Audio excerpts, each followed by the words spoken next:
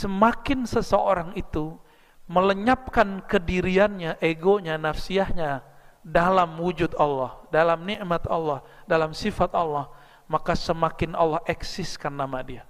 Inilah, sembahlah Allah sampai kau merasakan mati sebelum mati. Ya, itulah al-yaqin. Tan yakin sukunuka inda jaulanil mawaridi fi sadrik. Yakin itu tenang tentramnya jiwamu ketika terjadinya pemberian-pemberian Allah atau ketika terjadinya takdir Allah di dadamu. Alhamdulillah alamin, wassalatu wassalamu ala sayyidil mursalin nabiyina Ahmad rasulina Muhammad wa ala alihi wal mahdi khalifatihi wa sallim. Amma ba'du. Kitab yang saya pegang nanti silakan jadikan sebagai pengumumannya. Kalau buat pengumuman pakai kitab Khasa'is Al-Ummah Al-Muhammadiyah, ya. Beliau setelah membuka kitab ini dengan tahmid dan salawat mengatakan amma ba'du, ya. Fa inna Allah subhanahu wa ta'ala khassa hadhil ummah bi khasa'isa wa syarrafaha bi mazaya. Allah itu memuliakan umat ini dengan kekhususan yang banyak sekali dan kelebihan yang luar biasa. Man faradat bihi anil umamis sabiqah, yang berbeda dengan umat-umat terdahulu. Umat terdahulu enggak dapat ini, kita dapat itu. Ya. Falam yusyarikha fihi musyarikun wa la yunafisha fihi munafisun. Tidak ada satupun yang menyamainya, menyainginya. Ini umat kita. Maka meskipun umur umat ini pendek-pendek, kata Nabi, umru ummati ma baina 60 ila 70, umur umatku 60-an sampai 70-an. Jadi Bapak yang sudah 60, ya marhaban aja Pak ke malaikat maut. Katakan marhaban. Tapi katakan, ya Rabb, jika engkau mengambilku, ambillah dengan husnul khatimah. Jika kau panjangkan, maka panjangkan dengan afwa wal afiyah, ya, dengan maaf dan afiyah darimu. Wah, itu dahsyat itu, ya. Gimana Pak yang sudah mau dekat-dekat? Ternyata sebelum 60 juga ada yang diambil. Tapi ana inda dhanni abdi, aku berdasarkan persakaan hambaku, maka berprasangka baiklah kepada Allah subhanahu wa ta'ala. Walakinnaha mutamayyizatun anhum bil kamali wat tamam. Perbedaan ini perbedaan yang sangat sempurna, ya. Kalau bahasa yang dapat saya simpulkan begini, jika ada semua kebaikan di zaman dulu sampai zaman Nabi terakhir, maka semua kebaikan itu Allah kumpulkan di umat ini dan Allah sempurnakan dengan Nabi Muhammad, ditambah kekurangannya. Apalagi, jangan senang dulu jika ada semua keburukan pada umat terdahulu, semua maksiat di umat terdahulu, maka Allah pun juga kumpulkan di umat ini. Umat dulu ada yang liwat nggak? Homoseksual, ada nggak? Ada sekarang di umat kita. Umat dulu makan korupsi nggak? Korupsi. Makan riba nggak? Makan riba. Umat sekarang juga begitu, ya. Lengkap, mau apa aja maksiat zaman dulu ada sekarang. Bahkan ada yang nggak ada dulu. Maksiat nonton handphone kan nggak ada dulu, nonton TV. Ada Pak sekarang, ya. Lebih canggih kita maksiatnya.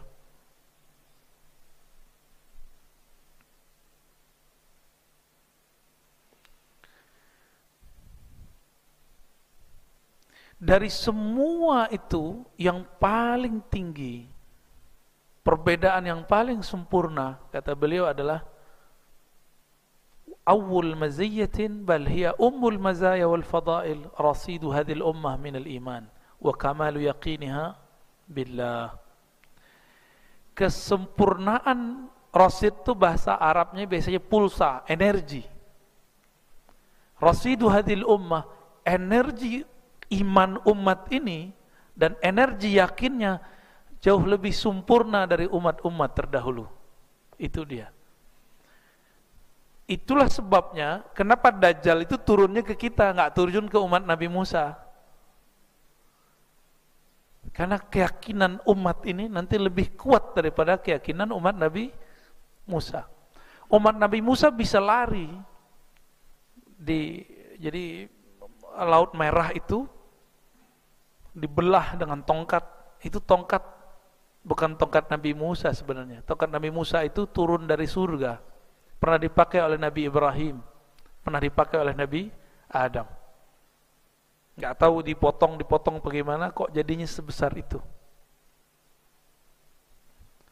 Nabi Musa awalnya cuma menganggap itu kayu kecil. Apa yang ada di yaminika ya Musa, di tangan kananmu wahai Musa. Jawaban Nabi Musa, asaya, ini adalah tongkatku, atawakkau, yang aku bersandar dengannya. Itu Nabi Musa mandangnya, atau aku mengembala dengannya. Tapi Allah memberikan sejarah pada tongkat itu. Itu tongkat masih ada Pak sekarang. Tongkat masih ada, tapi di mana wallahu a'lam. Nanti tongkat itu akan diambil kembali oleh Imam akhir zaman. Semua benda-benda para nabi dulu akan dikumpulkan semua. Maka nanti akan banyak yang halu, ngaku-ngaku nih cincin Nabi Khidir. Ada yang datang ke saya bawa menyan Nabi Khidir. Lah, sejak kapan Nabi Khidir jualan menyan? Ya salam, ya. Ada tuh ya. Pakai mahar tuh. Maharnya lumayan, sekian berapa juta ya. Bisa kaya tuh Nabi Khidir tuh.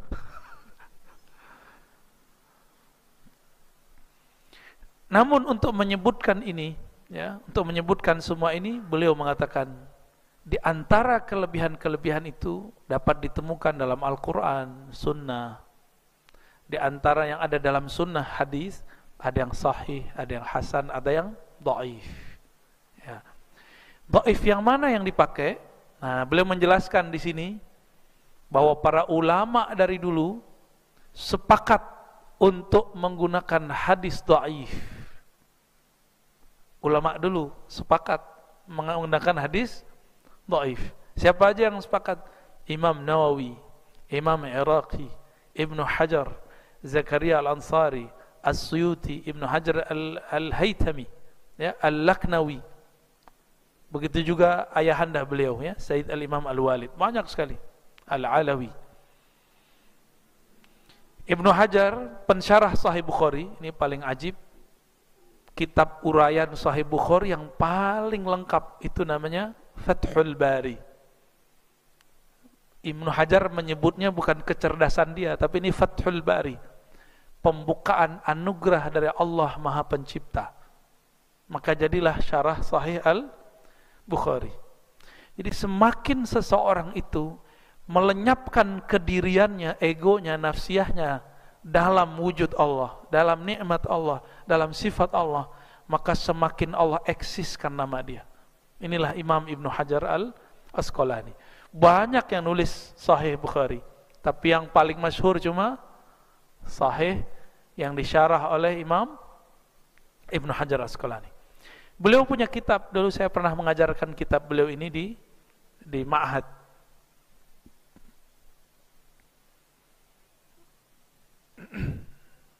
Beliau punya kitab, ya, Syarhun Nukhbah. Apa kata beliau?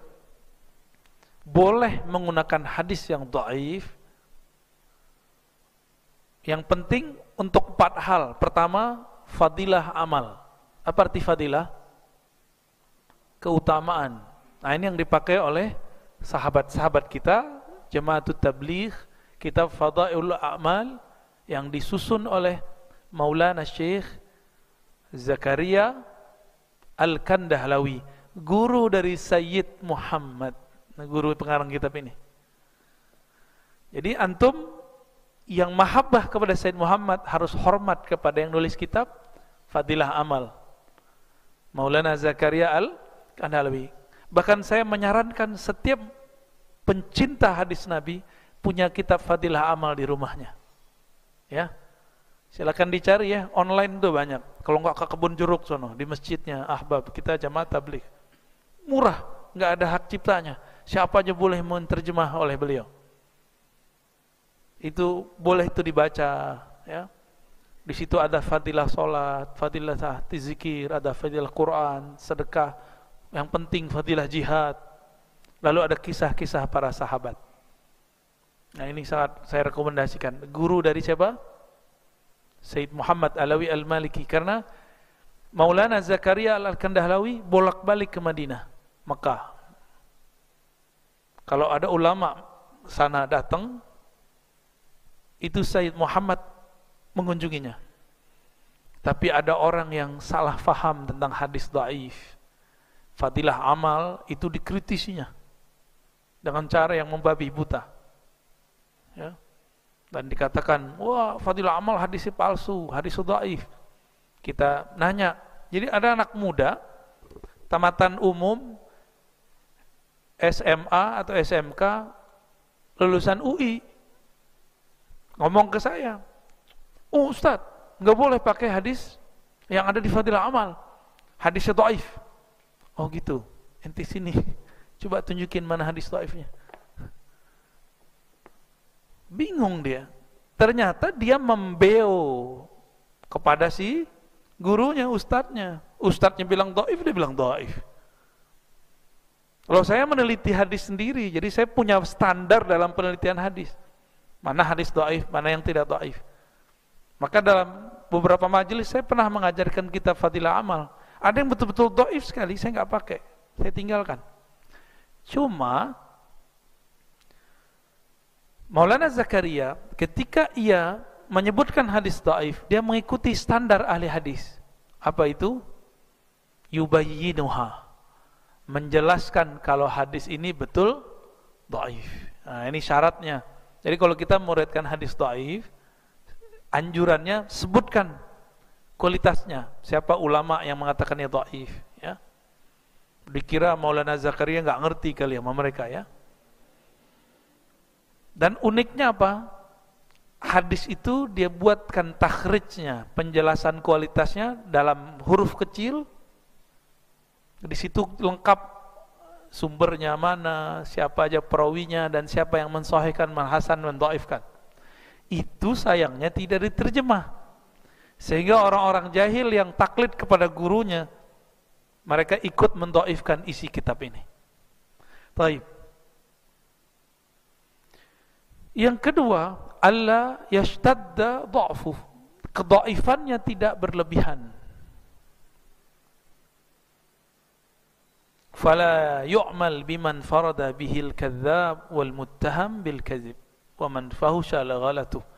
Tidak boleh beramal dengan hadis yang diriwayatkan hanya oleh orang-orang yang kadzdzab, rawinya pembohong, atau tertuduh berbohong, atau punya kesalahan yang fatal.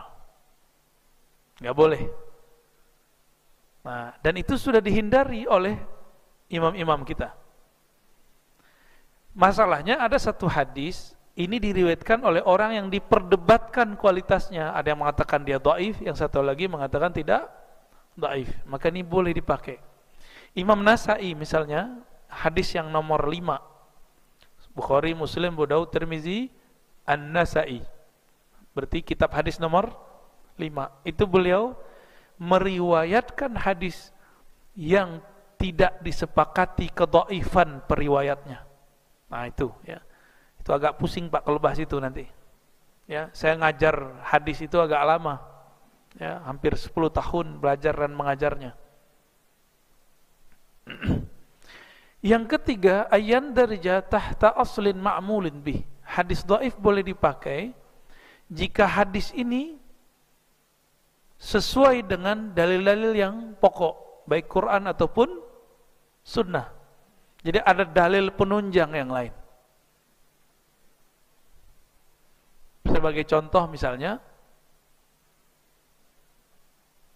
hari Jumat itu ada hadis keutamaan sholawat 100 kali, 80 kali, atau berapa kali pun.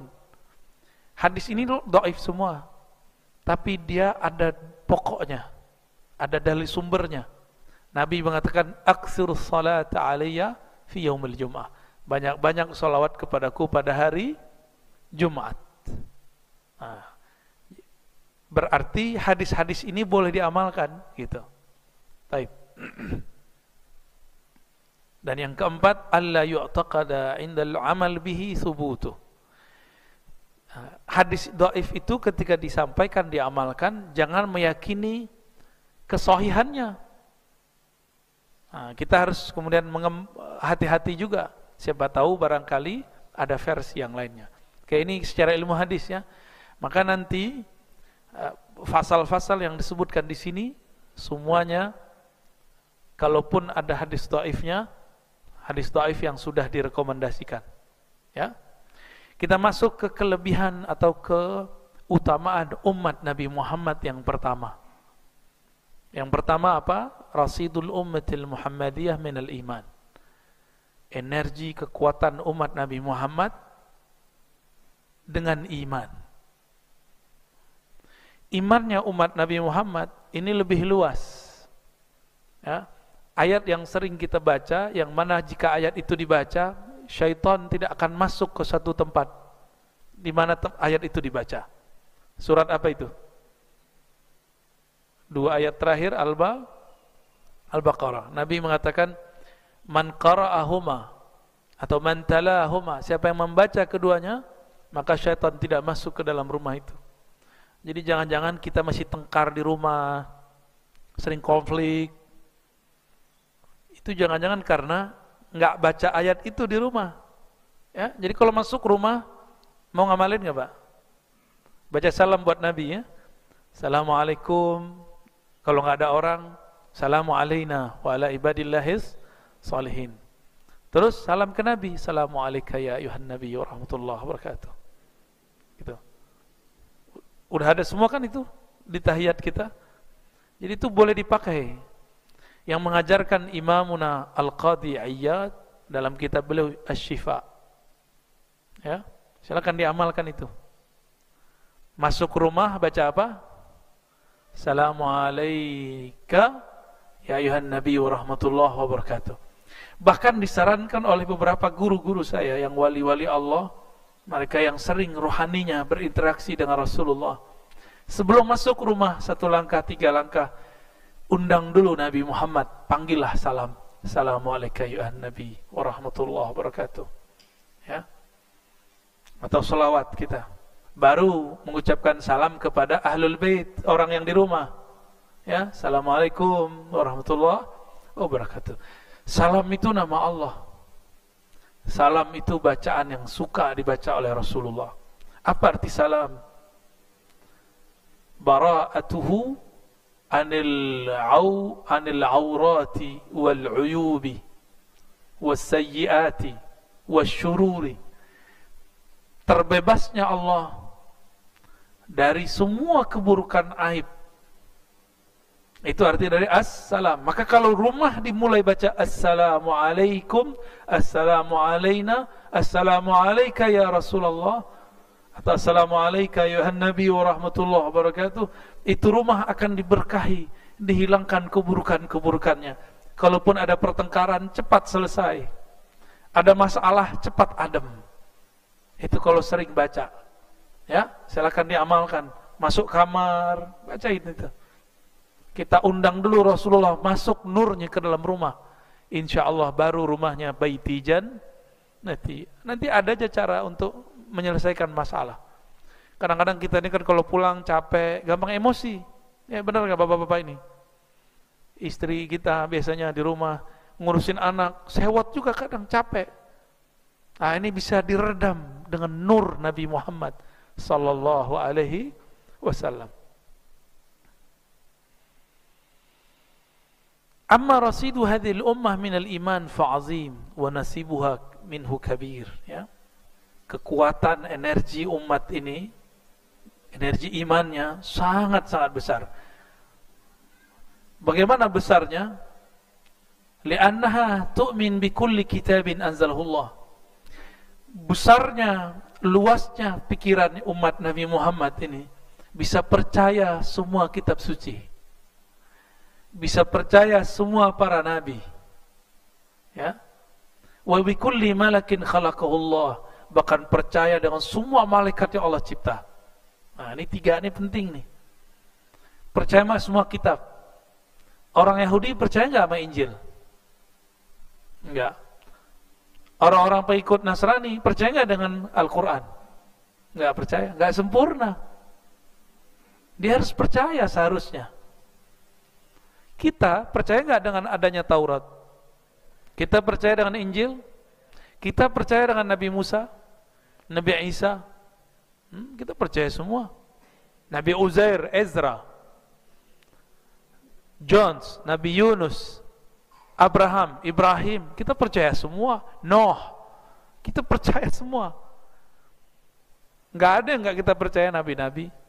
Namun untuk ceritanya, kisah mereka kita selektif, gitu. Itu aja bedanya. Kita percaya dengan semua mereka, namun kalau ada berita masuk, nah kita seleksi dulu berita ini sahih atau tidak sahih. Dan inilah yang diabadikan dalam Al-Quran. Amanar rasulu bima unzila ilaihi min rabbihi wal mu'minun. Ya. Rasul Nabi Muhammad, ya, percaya dengan semua yang diturunkan kepadanya. Begitu juga orang beriman. Kita ini beriman gak? Di situ ada alif lamnya. Semua orang beriman. Kullun amana billah wa malaikatihi wa kutubihi wa rusulih. Nah, ini dia. Semuanya para orang beriman umat Nabi Muhammad. Jadi alif lam di situ itu umat Nabi Muhammad. Wal mu'minun dalam ayat surah Al-Baqarah ayat 285 itu adalah umat Nabi Muhammad sallallahu alaihi. Nah, kita umat siapa nih? Berarti kita masuk dalam alif lam itu. Semoga nama kita tertulis dalam titik-titik itu. Amin. Ya Rabbal Alamin. Semuanya amanah billah, percaya kepada Allah. Maka Tuhannya Nabi Musa, Tuhannya Nabi Isa, itu juga Tuhannya Nabi Muhammad sallallahu alaihi wasallam. Sama Tuhan kita. Bedanya mereka mensifati Tuhannya mungkin sudah berbeda. Nabi Musa sama dengan kita, Nabi Isa. Tapi umatnya sudah ada yang menyimpang. Masa umat Nabi Musa ada yang mengatakan yadullah maghlulah, tangan Allah itu terbelenggu. Masa ada pengikut Nabi Isa yang mengatakan Allah beranak. Maka surat Al-Ikhlas membantah itu semua. Lam yalid wa lam yulad. Allah tidak tunduk pada hukum sebab akibat. Karena melahirkan dan dilahirkan hukum sebab akibat. Dialah pencipta sebab akibat. Itulah makna Allahus Samad. Secara harfiah Allahus Samad, Allah tempat meminta, itu harfiah. Tapi kalau saya sebutkan makna asalnya Allahus Samad, Allah lah pencipta semua asbab. Pencipta semua asbab. Maka kepada Allah lah kita meminta supaya Allah ciptakan asbab-asbab yang baik untuk kita semua. Amin ya Rabbal Alamin. Kepada Allah, malaikat. Mungkin sebagian kita sudah dapat kisah ini. Pengikut Nabi Musa tidak percaya lagi dengan Jibril karena dianggapnya Jibril berkhianat. Lah, bisa Jibril berkhianat. Jadi bagi mereka Jibril, Mikail itu musuh mereka. Jadi Bapak ini kalau nonton film orang-orang sana, orang barat, mereka memusuhi angel, memusuhi Jibril. Itu yang buat pasti orang Yahudi. Ya, sutradaranya atau pembuat ceritanya itu orang-orang Yahudi. Mereka mengajarkan bahwa Jibril berkhianat, Mikail berkhianat. Itu bayangan mereka tentang malaikat, ya. Nauzubillah min dzalik. Kenapa disebut berkhianat? Kok setelah Nabi Musa dia masih nurunin kitab yang baru, yaitu kitab Injil. Makanya mereka ini tambah bingung lagi, kok ada malaikat turun ke Nabi Muhammad sallallahu alaihi wasallam. Wa qalu sami'na, ya, la nufarriqu baina ahadin min rusulih. Tidak ada pembedaan terhadap semua para rasul, semua kitab-kitab, semua malaikat-malaikat. Wa qalu sami'na wa ata'na, mereka mengatakan kami dengar lalu kami taat. Ghufranak. Nah, ghufranak ini bahasa Arab itu kata benda tapi isinya meminta. As'aluka ghufranak. Aku meminta kepada engkau ya Allah, kami meminta kepada engkau ya Allah ghufranak, ampunan engkau. Bahasa Arab ghafar, ghufran itu berarti penghapusan atau penutupan dosa. Ini beda ghafur, ghafar dengan afu. Kalau afuwun karim, afu itu artinya penghapus. Kalau ghafur ditutup. Ditutup. Maka kita kalau berdoa istighfar gimana? Astaghfirullahal azim, ya. Biasanya ada tambahan. Innallaha ghafurur, Allah Maha Ghafur, Maha menutupi semua dosa dan aib. Kalau Allah tidak tutupi aib saya, aib bapak ibu nih semua, waduh, kita bisa-bisa benci Pak semuanya. Kecuali yang sudah tasdik. Yang sudah tasdik, betul-betul membenarkan dari dalam dirinya. Gurunya berubah, dia nggak akan berubah. Ini cuma karena kita pindah tempat kajian, mulai jadi juri, ngeritisi kita. Tapi ya nggak apa-apa, mungkin itu pemahaman dia. Ya, saya diprotes Pak. Ada laporan masuk. Kenapa pengajian yang malam Ahad, ya Al-Badr, dipindah-pindah? Katanya mau khidmah. Lah ini bagian dari khidmah saya. Al-Badrnya pindah, ya saya ikut pindah. Bukan kita buat-buat sendiri. Dan itu saya cancel semua loh Pak. Majelis apa aja di luar saya cancel untuk Al-Badr. Insya Allah kalau tidak ada perubahan ke depan masih begitu. Kalau dia di kandang jurang, berarti hikam. Kalau di luar, tergantung kesepakatan Al-Badr dengan tempat yang mau buat kajian. Tapi saya nggak butuh menjelaskan itu. Ya. Kalau murid yang shadiq sama gurunya nggak suka jadi juri. Ya. Jadi murid itu dua, ingat-ingat ya. Murid itu ada dua. Murid yang shadiq, murid yang kazib. Murid yang sungguh-sungguh lahir batin dia berguru. Maka guru ini yang dia pandang bukan sesuai dengan nafsu intelektual dia atau nafsu spiritual dia. Kalau nggak cocok sama nafsu spiritualnya, nafsu seksualnya, bukan itu ya.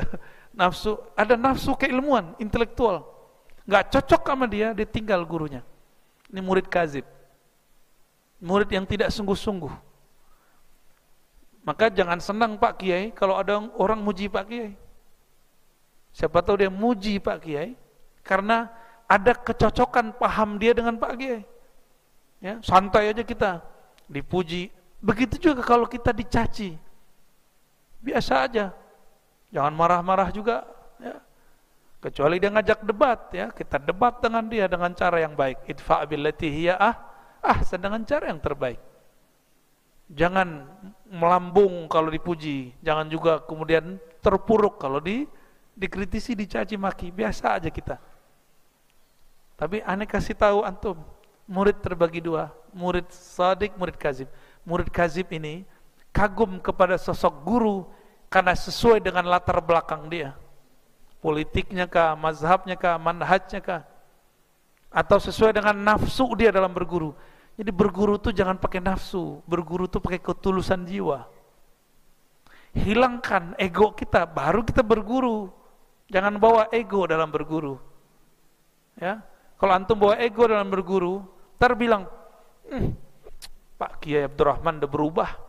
Dulu belum punya pesantren, gampang sapaan sama kita. Sekarang, sombong gitu. Ini contohnya nih. Jadi juri. Tapi siap-siap pakai murid begitu ada terus. Akan ada terus. Jangan kaget. Ya. Jangan kaget. Tapi kalau murid yang shadiq ngomong apa? Ya Allah, terima kasih ya Allah, guru kami sekarang sudah punya kesibukan yang luar biasa. tolong sehat-sehatkan dia ya Allah. Ya, dia punya santri banyak ya Allah. Ya, bantu dia ya Allah zahir dan batin. Gitu seharusnya kalau sama guru, bukan malah jadi guri kita ya. Dalam hati itu hati-hati. Jangan pakai nafsu dalam berguru. Baru disebut al-murid as-sadiq. Murid yang sungguh-sungguh. Yang zahir batinnya sama. Kalau kazib enggak. Nah, banyak sekali. Cuma karena beda dikit, langsung diserang gurunya. Nanti ke depan kita akan banyak berbeda. Siap enggak beda? Beneran nih? Insya Allah, kayaknya gue kurang yakin ya. Banyak Pak nanti kita berbeda. Kalau antum menganggap guru harus sama dengan pikiran saya, lah siapa antum? Siapa kita? Mana kaedahnya guru harus ikut kesenangan murid? Itu dari mana?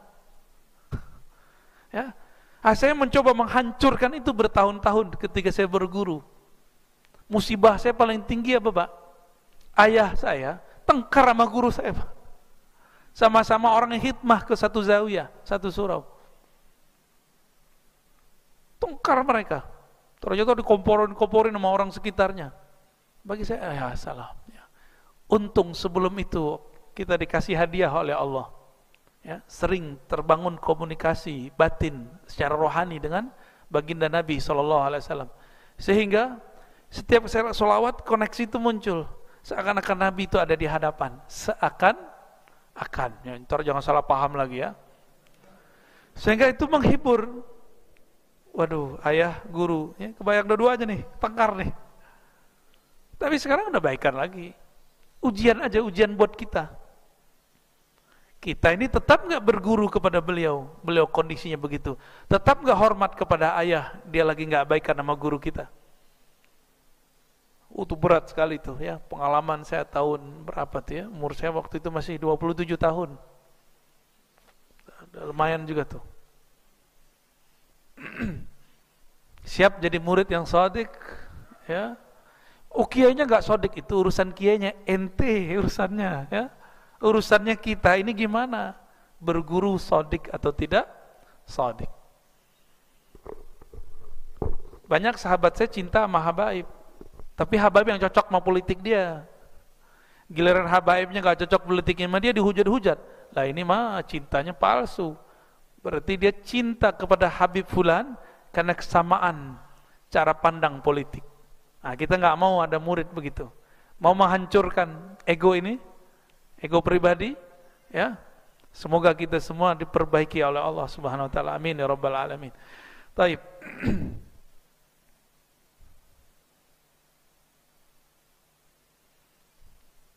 Dan di dalam Al-Qur'an surah Al-Baqarah ayat 136 ada perintah. Ini ajaran yang dibawa oleh Nabi Muhammad, ini ajaran yang tua. Qulu amanna billah.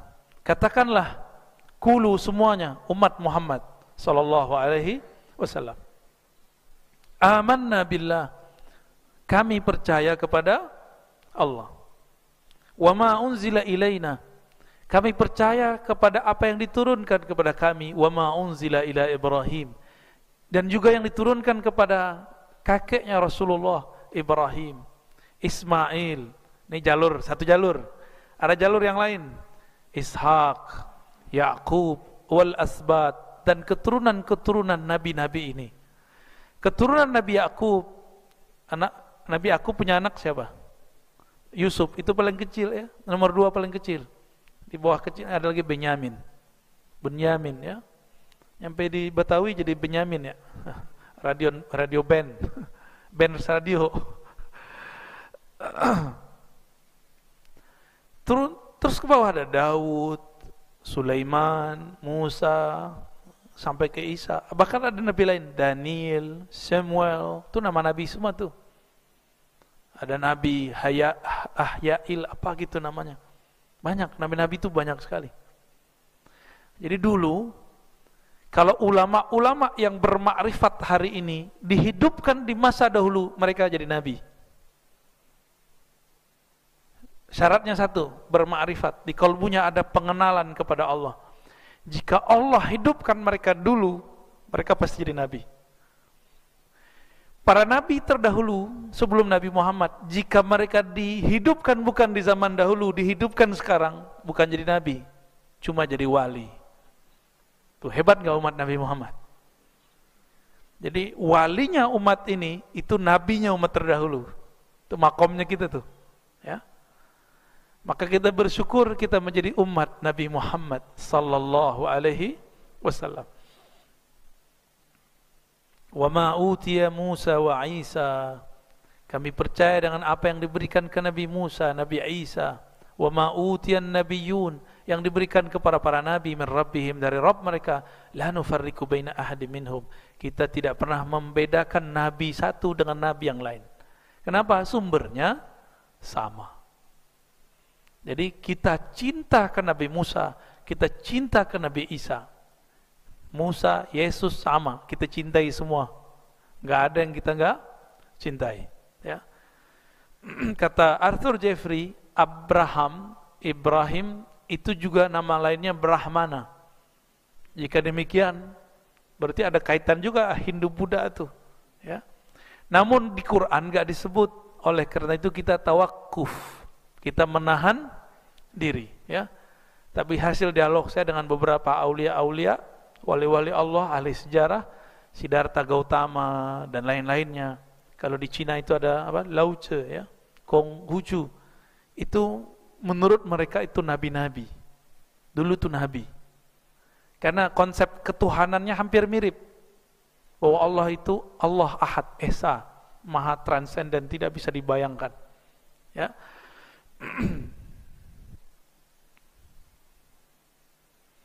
Kalau umat terdahulu yu'minuna bi ba'd wa yakfuruna bi ba'd, percaya kepada sebagian, ingkar kepada sebagian yang lain. Kalau kita tidak. Makanya jangan heran Pak ya, di rumah saya koleksi Injil, Taurat, Weda. Bahkan saya koleksi kitabnya Tao dan orang-orang Konghucu. Senang baca aja. Jangankan buku mereka, buku Aristoteles saja saya baca ya. Buku Plato, Republik saya baca, bahasa Arab. Jadi ternyata kitab-kitab filsafat sudah diarabkan semua. Yang bahasa Latin sekarang itu terjemahan dari Arab. Jadi dulu filsafat Yunani kuno sudah diarabkan. Bisa juga berarti diislamkan. Ya. Maka kalau ada orang ingin pakar filsafat Yunani kuno, dia mesti belajar bahasa Arab, nggak cukup bahasa Inggris itu terjemahan. Bahasa Yunani gimana? Nggak cukup, karena bahasa Yunani yang ditulis sekarang itu terjemahannya dari yang Arab yang ada itu. Ya.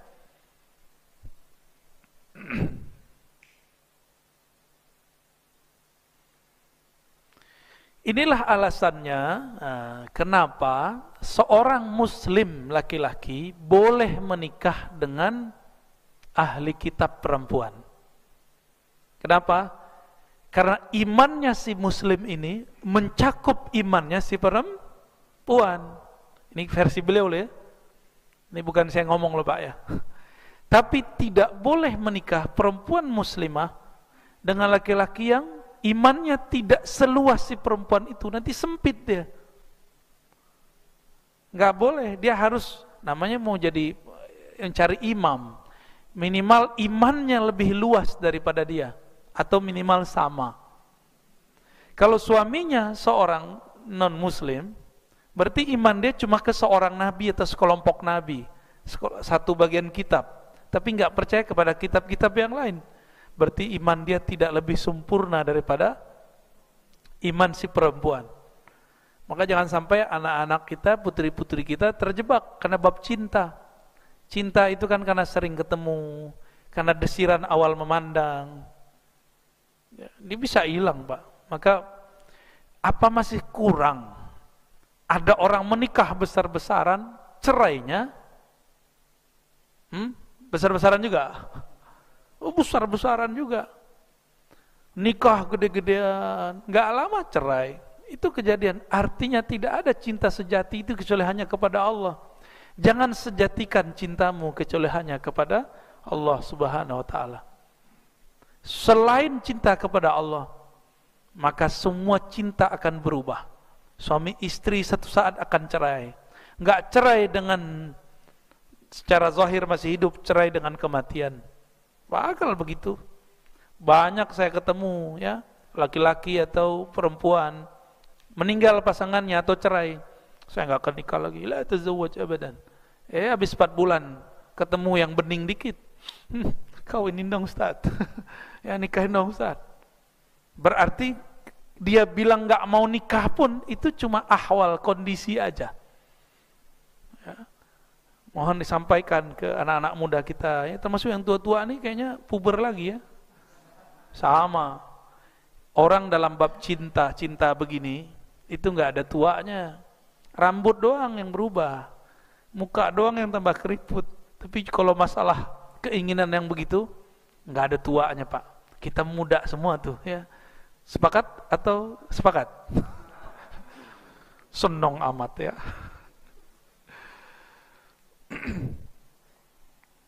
Yang kedua, nah ini semoga dapat 2 nih. Dapat 2 keistimewaan umat Nabi Muhammad sallallahu alaihi wasallam. Supaya ini kita nggak ngeluh kenapa hidup di zaman pandemi. Ya. Biar nggak stres. Ini banyak yang nanya nih, Ustadz gimana zikir biar nggak stres?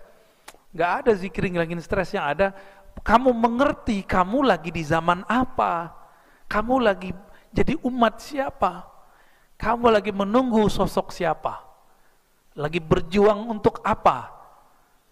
Orang-orang yang sudah cinta maka dia akan berjuang, karena berjuang itu bagian dari pengorbanan. Kita harus tahu kita ini berjuang untuk apa ya? Untuk memperjuangkan ajaran Nabi Muhammad SAW dan untuk menyongsong kehadiran imam akhir zaman, Al-Imam Al-Mahdi. Harus jelas Pak perjuangannya. Kalau enggak kita ngapain ya? Ngapain bergadang-bergadang, ngapain orang lagi liburan kita ngaji. Ya, benar enggak? Ini teman-teman banyak yang pada ke puncak ya kan? Nyampe di sana macet. Ya. Mending ngaji di sini Pak. Ya, bahagia itu ada di dalam jiwa. Orang yang bahagia jiwanya, mau di puncak, mau di lembah, mau di gedung, mau di kamar sama. Cuma mungkin karena ya zahir kita butuh hiburan, ya kita hiburlah secukupnya. Jangan berlebihan juga. Wa min syarafa hadhil ummah anna Allah tabaraka wa ta'ala waffara hazzaha minal yakin bi syahadatil ma'sum idh qala ma u'tiyat ummatun minal yakin afdala mimma u'tiyat ummati. Ini hadis Imam Al-Hakim At-Tirmizi, kualitasnya hasan ya. Tidaklah ada umat diberikan keyakinan yang lebih mulia dari keyakinan umatku. Ini Nabi yang ngomong nih, ini jaminan dari Nabi Muhammad SAW.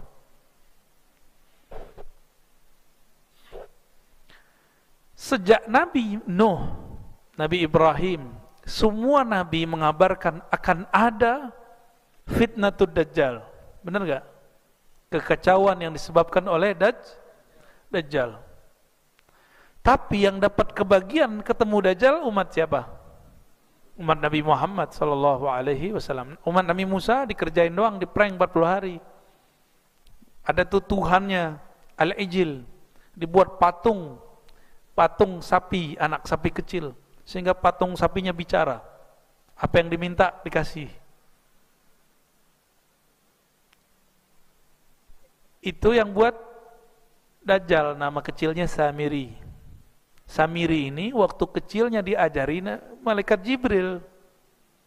Jadi malaikat Jibril ini muridnya ada 2. Ada murid Nuriyah, ada murid Nariyah. Murid cahaya, jadi Thariqat Sufi. Ada Nariyah, jadi perdukunan, jadi kesaktian. Jadi yang perdukunan yang sifat internasional kan juga ada. Jadi musuh kita nanti Pak, jangan dikira cuma pinter ngebom doang dia. Enggak, dia bisa juga ilmu kebatinan. Ilmu sihir dia jago. Ilmu sihir itu sekarang sedang dibangkitkan. Ilmu sihir lagi dibangkitkan Pak, hati-hati. Karena semakin ke belakang ini, kota-kota yang hiruk pikuk itu ternyata di baliknya sudah mulai muncul ilmu-ilmu magic, ilmu-ilmu kebatinan. Maka para kiai harus ngeh itu. Dia harus belajar tasawuf nuriyah. Jangan cuma belajar ruqyah aja. Ruqyah mah biasa. Antum hafal tinggal baca. Tapi coba, Pak Kiai pernah nggak ada santri kesurupan dibacain nggak bisa sembuh? Nah, itu gimana ceritanya? Jangan-jangan santrinya apal yang kita baca, ya enggak? Dibalikin. Ada caranya. Ada caranya, cara yang cepat dari Rasulullah sallallahu alaihi wasallam, ruqyah al-Muhammadiyah. Ya. Kan mereka ada istilahnya ruqyah syar'iyah. Oke. Kalau saya nyebutnya ruqyah, ar-ruqyah al-Muhammadiyah. Zikir dulu, salam dulu ke Nabi. Tinggal tepuk Pak, bangun di antara itu, sadar insyaallah. Kecuali kita zikirnya nggak benar, salamnya nggak pas. Mungkin nabinya lain kali.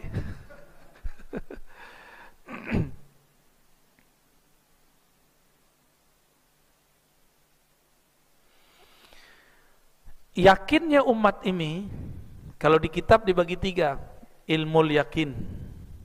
Jadi ada 3 jenis yakin, ilmu yakin, ainul yakin, hakul.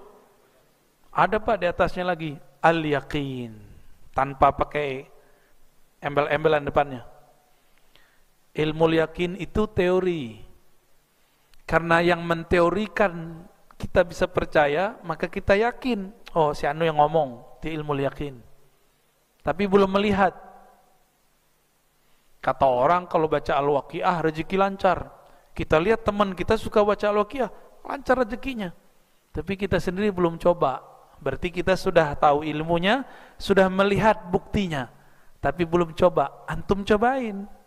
Kalau kejadian berarti sudah hakul yakin. Tapi hakul yakin pun masih bersyarat. Coba dirasa. Kalau al yakin pakai alif lam, tidak ada embel-embel itu. Dia percaya tanpa syarat. Dia yakin tanpa perlu ada kondisi-kondisi tertentu. Ini disebut al-yakin. Bahasa lainnya kamalul yakin, kesempurnaan yakin. Maka di Quran ada 3 lafaz itu. Wa'bud rabbaka hatta ya'tiyakal yakin. Secara harfiah yakin di situ artikan mati. Tapi ini juga berarti kesempurnaan yakin. Sembahlah Allah sampai datang kesempurnaan yakin. Itulah mati sebelum mati. Kan secara harfiah, sembahlah Allah sampai datang kematian. Saya nerjemahinnya enggak begitu. Sembahlah Allah sampai ikon merasakan mati sebelum mati. Ya, itulah al-yaqin. Tanpa pakai ilmu lagi, enggak pakai ain lagi, enggak pakai hak, itu di atasnya semua. Jadi minimal kalau versi ini ada 4. Kalau Said Muhammad menyebutkannya 3, mungkin beliau sengaja menyembunyikan itu ya, disirkan itu. Namun karena kita sudah di ujung zaman ini, nggak usah ditahan-tahan lagi Pak ilmunya. Kita buka pelan, insya Allah, sedikit demi sedikit.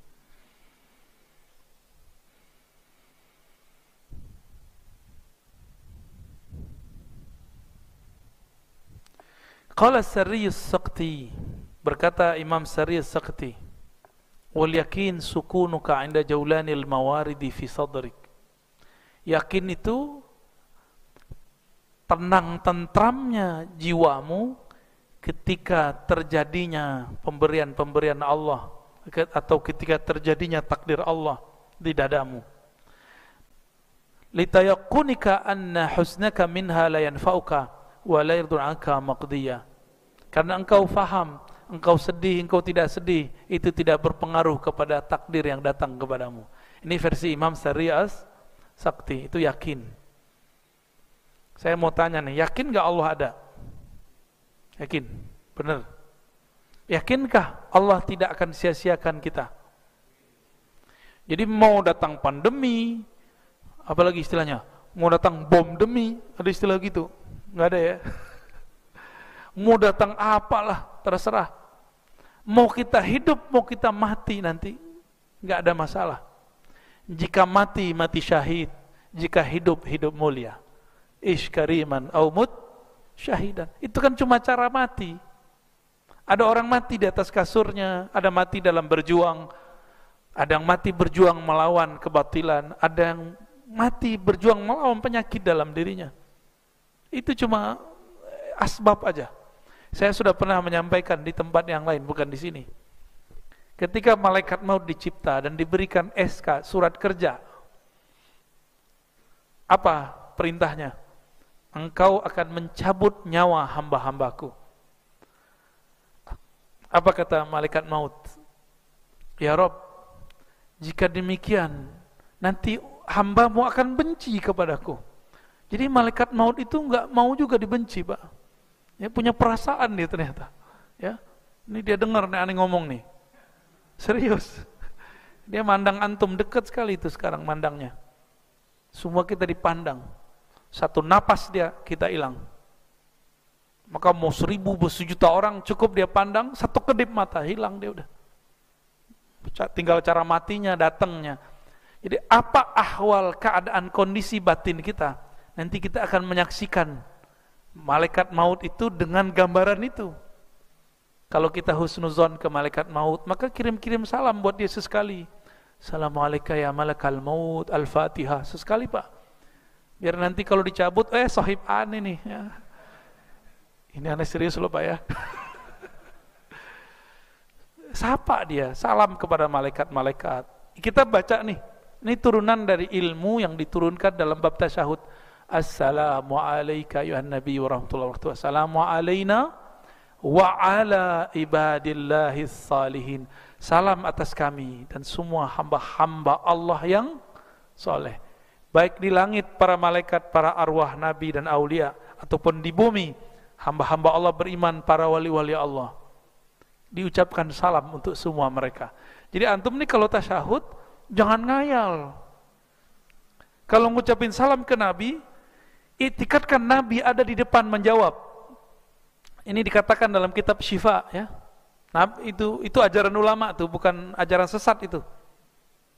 Terus yang kedua, ketika kita mengatakan assalamu alayna, salam atas kami semua orang beriman dan semua makhluk-makhluk Allah yang soleh, malaikatkah, wali-walikah, para nabikah, semua kita ucapkan salam. Nah, ini diturunkan oleh ulama di luar sholat. Makanya ada thariqat sebelum zikir itu ngucapin salam ke malaikat Jibril, Mikail, Israfil, Israil, semuanya ya. Ada Pak ilmunya. Nanti pelan-pelan kita ajarin ya, insya. Terus kalau keburu meninggal gimana? Ya udah antum kan ke tiap sholat dong ngucapin salam. Kata malaikat maut, oh ini yang dulu sering baca salam nih lagi sholat sama saya ya.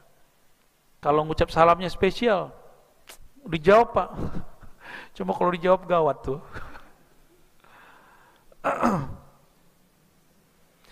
Nah, berdasarkan ini semua Bapak Ibu Saudara yang dimuliakan Allah, dua kelebihan umat Nabi Muhammad yang saya bacakan pada pagi ini itu ada pada kita semua. Jadi kelebihan umat Nabi Muhammad bukan pada hidung mancung. Kalau ini panggilannya mancung. Hidungnya mancung nggak? Mancung dikit, ke samping. Bukan pada tubuh yang kekar, bukan pada jenggot, bukan pada sarung, bukan pada serban, bukan. Bukan pada zikir yang seperti umat-umat terdahulu, enggak. Kelebihan utamanya iman dan yakin, dua ini. Nah, ini yang kita syukuri. Maka dianjurkan sekali sehari baca Alhamdulillahilladzi hadana lihadza wa ma kunna linahtadiya laula an hadanallah. Surat As-Saff ya. Segala puji bagi Allah, terima kasih ya Allah yang beri kami hidayah untuk seperti ini. Maka nikmatilah salat yang pernah kita lakukan, zikir yang pernah kita baca. Kalau bukan karena nikmat iman itu, kita enggak akan mampu membacanya. Ya. Kalau perlu dibaca habis salat, jazallahu anka ya sayyidana ya Rasulullah. Terima kasih wahai baginda Rasulullah sallallahu alaihi wasallam. Itu orang yang baca itu, ba'da salat ada 70 malaikat bolak-balik nyampain kepada Rasulullah sallallahu alaihi wasallam. Itu malaikat enggak akan capek. Cuma dia repot. Antum ngerepotin malaikat mau nggak? Mau baca itu? Jazallahu anka ya Sayyidana ya Rasulullah. Nggak bisa bahasa Arab, pakai bahasa Indonesia. Wahai Rasulullah, terima kasih atas semua jasa-jasamu wahai Rasulullah. Semoga Allah menyempurnakan makom-makommu, makom mahmudah. Sampaikan itu, ya. Itu Rasul langsung jawab tuh. Malaikat bolak-balik 70 kali menyampaikan salam itu kepada Rasulullah sallallahu alaihi wasallam. Nanti ada amal-amal itu di sini. Kenapa? Termasuk sholat tasbih, sholat duha, sholat syuruk, semua ada di sini, Pak. Disebutkan. Ini salah satu bagian-bagian kelebihan dari umat Nabi Muhammad. Bersolawat, ini kelebihan umat Nabi Muhammad sallallahu alaihi wasallam. Gitu, Pak Kiai.